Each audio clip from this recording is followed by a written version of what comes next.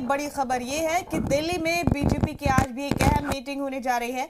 BJP मरकजी election committee की आज दोपहर बाद मीटिंग होगी, जिसमें सभी बड़े लीडरान शामिल होंगे।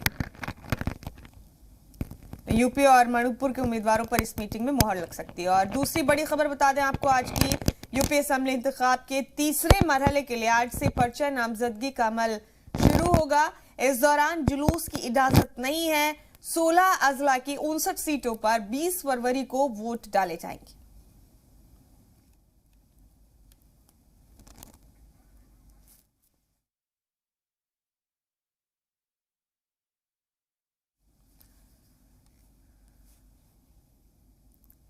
तो आज से पर्चा नामजदगी का अमल शुरू हो रहा है यूपी में तीसरे मरहले की वोटिंग के लिए।